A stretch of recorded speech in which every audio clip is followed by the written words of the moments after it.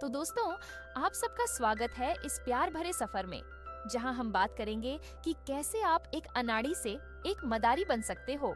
मतलब ऐसा शख्स जो हर फन में माहिर हो। तो दोस्तों, पिछले हिस्से में हमने प्यार की नाजुक कला को समझा और अब हम उससे थोड़ा आगे बढ़ते हैं। अब पहली ट्रिक जो थोड़ी सी गहरी है लेकिन मजेदार भी। इसे साइकोलॉजी में द बेन फ्रैंकलिन इफेक्ट कहते हैं। सुनने में अजीब है ना, लेकिन ये काम कैसे करता है वो बताती हूँ। मान लो तुम किसी को पसंद करते हो और चाहते हो कि वो भी तुम्हें पसंद करे, तो उससे कोई छोटी सी मदद मांगो।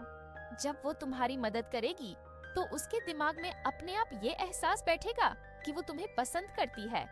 क्यों? क्योंकि साइकोलॉजी कहती है कि हम उन लोगों को ज्यादा पसंद करते हैं जिनके लिए हमने कुछ किया हो। इसे कॉग्निटिव डिसोनेंस का हिस्सा भी कह सकते हैं, यानी दिमाग अपने व्यवहार को जायज ठहराने के लिए सोच बदल लेता है। तो दोस्त, अगली बार हल्के से मदद मांगो और देखो कैसे वो तुम्हारे करीब आने लगती है। अब एक ट्रिक जो मेरी फेवरेट है, द पावर ऑफ साइलेंस। दोस्त, हम सब सोचते हैं कि प्यार में बस बोलते रहना चाहिए, लेकिन कभी कभी चुप्पी ज्यादा बोलती है। साइकोलॉजी में इसे स्ट्रेटेजिक साइलेंस कहते हैं, यानी सही वक्त पर चुप रहकर सामने वाले को सोचने का मौका देना। मान लो तुम किसी से बात कर रहे हो और वो कुछ कह रही है। उसकी बात खत्म होने के बाद तुरंत जवाब मत दो। 2 सेकंड रुक जाओ, हल्का सा मुस्कुराओ और फिर बोलो। इससे क्या होगा? उसे लगेगा कि तुम उसकी बात को सचमुच सुन रहे हो, समझ रहे हो, और ये छोटा सा पल एक गहरा कनेक्शन बनाता है। साइकोलॉजी में इसे परसीव्ड एम्पैथी कहते हैं, यानी सामने वाले को ऐसा लगना कि तुम उसकी भावनाओं को महसूस करते हो। दोस्त, ये ट्रिक इतनी सिंपल है, लेकिन इसका जादू देखते ही बनता है। अगली बार आजमाना मत भूलना। चलो, अब थोड़ा मजा करते हैं। एक ट्रिक है जिसे साइकोलॉजी में द स्केर्सिटी प्रिंसिपल कहते हैं, यानी जो चीज कम मिलती है उसकी चाहत ज्यादा होती है।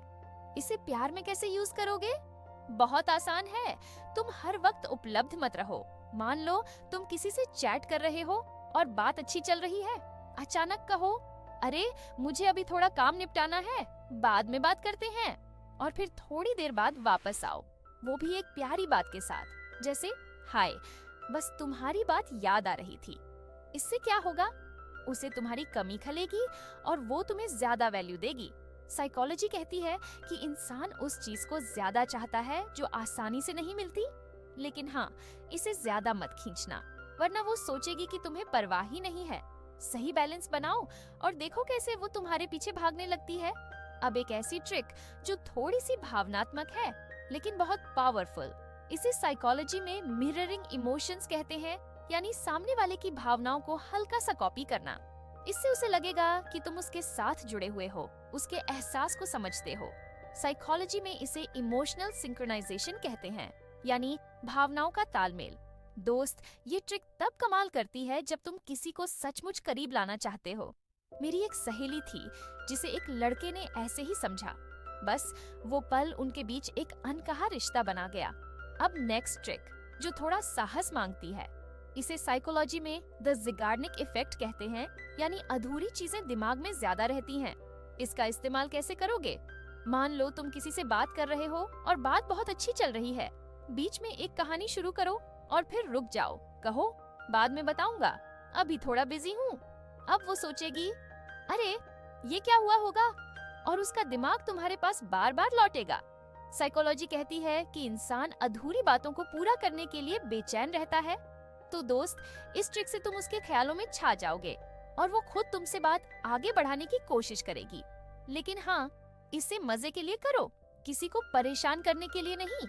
तो दोस्तों, ये थी कुछ रेयर साइकोलॉजी ट्रिक्स जो तुम्हारे प्यार के सफर को और मजेदार और असरदार बना सकती हैं।